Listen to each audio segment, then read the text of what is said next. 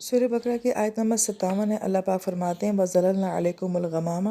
ہم نے ان کے اوپر سایہ کیا بادلوں کے ساتھ۔ بادل کے لیے عربی زبان میں سحاب کا لفظ بھی استعمال ہوتا ہے، غمام کا لفظ بھی استعمال ہوتا ہے۔ سحاب ایسے بادلوں کو کہا جاتا ہے کہ جو بادل تو ہوتے ہیں لیکن ضروری نہیں کہ ان میں پانی ہو اور بارش بھی ہو، جبکہ غمام ایسے بادل کو کہا جاتا ہے جن میں کثرت کے ساتھ جو ہے وہ پانی موجود ہوتا ہے۔ پھر یہ لفظ غمام جو ہے اسی سے غم لفظ بھی بنتا ہے، اور دونوں کے اندر مناسبت یہ ہے کہ جب انسان غم میں ہوتا ہے تو غم انسان کے اوپر چھا جاتا ہے، اس کے اوپر اداسی اور مایوسی کی کیفیت لے کر آتا ہے۔ تو گویا کہ یہ کیفیات ہوتی ہیں جو انسان کے اوپر حاوی ہو جاتی ہیں، چھا جاتی ہیں۔ تو اسی انداز سے جو غمام کا لفظ ہے کہ یہ بادل جو ہوتے ہیں یہ آسمانوں کے اوپر چھا جاتے ہیں۔ بعض نے ان کی کیفیت کو یہ بیان کیا ہے کہ یہ بادل جو تھے وہ بہت نیچے تھے، اور جہاں جہاں بنی اسرائیل کی قوم چلتی تھی یہ بادل ان کے ساتھ ساتھ چلتے تھے، اور چونکہ یہ بہت گھنے سیاہ اور نیچے کی جانب بادل تھے تو یہ صحرا میں ان کے لیے بہت بڑا تحفظ بھی تھے، اس لیے کہ اگر کوئی درندہ یا کوئی اور بھی اگر اس قوم کے اوپر حملہ کرنا چاہتا تھا تو ان بادلوں کی کیفیت کو دیکھ کے ڈر جایا کرتا تھا۔ تو گویا کہ یہ بادل بہت نیچے تھے، بہت سیاہ تھے، تو گویا کہ ایک چھتری کی طرح یہ اس قوم کے اوپر اللہ پاک نے ان کا سایہ کر دیا تھا۔ اور پھر آیت مبارکہ میں آتا ہے کہ وَأَنزَلْنَا عَلَيْكُمُ الْمَنَّ وَالسَّلْوَىٰ، اور ہم نے ان کے اوپر من اور سلویٰ کو نازل کیا۔ پھر من اور سلویٰ کے بارے میں بہت سارے اقوال جو ہیں وہ علماء کرام سے ملتے ہیں۔ ایک قول یہ ملتا ہے کہ من جو ہے وہ دھنیے کی بیج کی طرح کا تھا، جنہیں صبح کی روشنی جو ہے یا صبح کی دھوپ جو ہے وہ پکاتی تھی، اور یہ قوم ان کو پیس کے جو ہے وہ کھا لیا کرتے تھے، اور یہ میٹھی چیز تھی جیسے کہ اس کے اندر کاربوہائیڈریٹ جو ہیں وہ بہت زیادہ ہوتے تھے۔ اور سلویٰ کے بارے میں کہا گیا کہ یہ بٹیر کی طرح کا ایک پرندہ تھا جس میں پروٹین بہت زیادہ تھی۔ تو گویا کہ ایک چیز نمکین تھی اور ایک چیز میٹھی تھی، تو دونوں طرح کے ذائقے جو ہیں وہ اس قوم کے لیے مہیا کیے گئے تھے۔ جبکہ من کے بارے میں ایک اور یہ بھی ملتا ہے کہ یہ لفظ باقی زبانوں میں تو موجود تھا اور یہ ایک بیج کے لیے بولا جاتا تھا، مگر یہ بیج زمین کے اندر نہیں اگتا تھا بلکہ زمین کے باہر کی طرف اس کا پودا ہوتا تھا، اور اس کی خشک شاخیں ہوتی تھیں جن میں پتے نہیں ہوا کرتے تھے۔ تو اللہ تعالیٰ نے آسمان سے جو ہے وہ کیڑے بھیجے جو ان پتوں میں سوراخ کرتے تھے، جن سے پھر سفید شہد کی طرح کا مادہ ان کے اندر سے نکلا کرتا تھا۔ اس لیے ان کو جو ہے وہ حب نہیں کہا گیا، دانہ نہیں کہا گیا، بلکہ ان کو جو ہے وہ من کہا گیا ہے۔ لہٰذا بعض محققین یہ کہتے ہیں کہ باقی لوگ تو اس لفظ سے آشنا تھے، مگر عربی زبان میں یہ لفظ ایسے نہیں تھا۔ عربی زبان میں من جو ہے وہ احسان کو کہا جاتا ہے۔ تو ایک مناسبت یہ بیان کی جاتی ہے کہ یہ نعمت ان کے اوپر اللہ کا بہت بڑا احسان تھی، تو اس نسبت سے بھی جو ہے اس کو من کہا جاتا ہے۔ اور چونکہ اللہ پاک نے یہاں پہ انزلنا فرمایا ہے کہ ہم نے اسے آسمان سے اتارا ہے، تو بیج کے لیے انزلنا کا لفظ جو ہے یہ بہت معنی خیز ہے،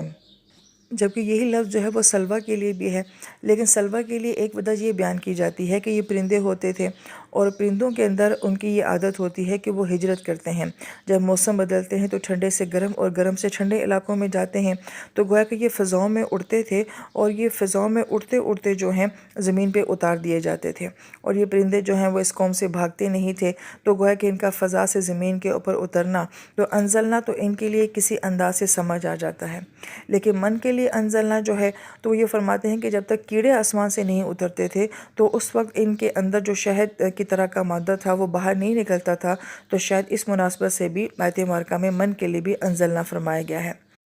پھر من کے بارے میں ایک اور تحقیق بھی بیان کی جاتی ہے کہ من عربی زبان میں سوال کرنے کے لیے بھی آتا ہے کہ من اسمو کا، آپ کا نام کیا ہے، من ربو کا، آپ کا رب کون ہے۔ تو وہ یہ کہتے ہیں کہ بنی اسرائیل کی قوم جو تھی یہ فرعون کی غلامی میں رہتی تھی، اور تعمیرات کے اندر ان کا بہت زیادہ عمل دخل تھا، لہٰذا یہ لوگ جو صحرا کی زندگی سے اتنے واقف نہیں تھے، یا اس طرح کی گاؤں کی زندگی سے یہ لوگ اتنے واقف نہیں تھے، شہری زندگی کے اندر انوالو تھے، تو جب ان کے سامنے کہا گیا کہ من اور سلویٰ تمہارے لیے نازل کیا گیا ہے، تو انہوں نے کہا کہ یہ من کیا ہوتا ہے، تو وہاں سے جو ہے من جو ہے وہ سوال کے لیے استعمال کیا جانے لگا۔ پھر آیت مبارکہ میں اللہ پاک فرماتے کلوا من طیبات ما رزقناکم، جو ہم نے تمہیں رزق دیا ہے اس میں سے تمہیں طیبات کو کھانا ہے۔ طیب لفظ جو ہے یہ بہت خوبصورت ہے۔ طیب کہا جاتا ہے ایسی چیز کو جو ظاہری طور پہ بھی بہت اچھی ہو اور باطنی طور پہ بھی بہت اچھی ہو، جیسے کہ ہم دیکھتے ہیں کہ زکریا علیہ السلام نے اللہ پاک سے طیب اولاد کا سوال کیا تھا کہ وہ اولاد کے جو ظاہری لحاظ سے بھی بہت اچھی ہو اور باطنی لحاظ سے بھی بہت اچھی ہو۔ تو یہاں پہ یہ نہیں کہا جا رہا کہ تم نے حلال کھانا ہے، بلکہ یہاں پہ یہ کہا جا رہا ہے کہ تم نے طیب کھانا ہے۔ تو مفسرین یہ فرماتے ہیں کہ حلال اور طیب میں فرق ہوتا ہے۔ ہو سکتا ہے کہ ایک چیز حلال ہو مگر وہ طیب نہ ہو، مثلا آج کے دور میں ہم بہت ساری چیزیں ایسی کھاتے ہیں جو کہ حلال ہیں کوئی کہے کہ پیزا حلال ہے یا نہیں، برگر حلال ہے یا نہیں، کولڈ ڈرنک حلال ہے یا نہیں، تو یہ سب حلال تو ہیں مگر ان کو طیب نہیں کہا جا سکتا۔ لہٰذا یہاں سے ہمیں قرآن کانسیپٹ کیا دے رہا ہے کہ انسان ایسا رزق کھائے جو کہ نہ صرف حلال ہونا چاہیے بلکہ وہ طاقتور بھی ہونا چاہیے، غذائیت والا بھی ہونا چاہیے۔ ہم ابھی نبی علیہ السلام کی زندگی کو دیکھتے ہیں کہ آپ علیہ السلام نے ہمیشہ وہ کھانا کھایا ہے کہ جو کھانا غذائیت والا ہوتا تھا اور وہ پکتا جلدی تھا مگر اس میں غذائیت جو ہے وہ زیادہ ہوا کرتی تھی۔ آج ہم لوگ وہ کھانے کھاتے ہیں جو ساری ساری رات پکائے جاتے ہیں، نہاریاں اور پائے جو ہیں گھنٹوں گھنٹوں لگا کے ایک ڈش تیار کی جاتی ہے مگر ان کے اندر غذائیت نہیں ہوتی ہے۔ لہذا یہاں سے ہمیں جو کانسیپٹ سمجھ آتا ہے قرآن کا، کہ قرآن یہ کہتا ہے کہ اس رزق کی بھی ایک کیفیت ہوتی ہے، ایک اس کی باطنی کیفیت ہوتی ہے کہ وہ حلال طریقے سے کمایا جائے، تو گویا کہ وہ باطنی لحاظ سے روحانی کھانا ہو جاتا ہے، لیکن ظاہری لحاظ سے یہ ہے کہ وہ کھانا غذائیت والا بھی ہونا چاہیے۔ لہذا ایک تو حلال کے اوپر فوکس کیا جائے کہ حلال کھانا ہے، مگر حلال کے بعد کیا کھانا ہے تو غذائیت والا کھانا ہے۔ یہ آج ہمارے معاشرے کا بہت بڑا جو ہے وہ المیہ بن چکا ہے کہ ہم لوگ صحتوں کے لحاظ سے زوال کا شکار ہیں، اور اس کی ایک بہت بڑی وجہ یہ بھی ہے کہ آج ہم جو کھا رہے ہیں وہ غذائیت والا نہیں ہے۔ پھر آیت مبارکہ میں کہا گیا کہ وَمَا ظَلَمُونَ وَلَكِنْ كَانُوا أَنفُسَهُمْ يَظْلِمُونَ، کہ ہم نے ان کے اوپر ظلم نہیں کیا مگر وہ اپنی جانوں کے اوپر خود ظلم کرتے ہیں۔ تو اس کا ایک معنی تو یہ بیان کیا جاتا ہے کہ اللہ پاک نے اس قوم کو کہا تھا کہ تم نے کھانا ہے مگر کچھ بھی جو ہے وہ بچانا نہیں ہے۔ گویا کہ اس قوم کو اتنی بڑی رعایت دی جا رہی تھی کہ تمہیں اگلے وقت کی یا اگلے دن کی جو ہے کوئی فکر نہیں ہونی چاہیے، مگر ان لوگوں نے پھر اس کھانے کو بھی جو ہے وہ ذخیرہ کرنا شروع کر دیا، بچانا شروع کر دیا، تو تب ان کے کھانے جو ہیں وہ گلنے سڑنے شروع ہو گئے۔ تو بعض نے کہا کہ چونکہ اس سے پہلے کبھی رزق جو تھا وہ گلتا سڑتا نہیں تھا، پرانا یا بدبودار نہیں ہوتا تھا، ان کی اس نافرمانی کی وجہ سے ایسا ہونے لگا، تو گویا کہ یہ ان کا اپنے رزق کے اوپر بہت بڑا ظلم تھا۔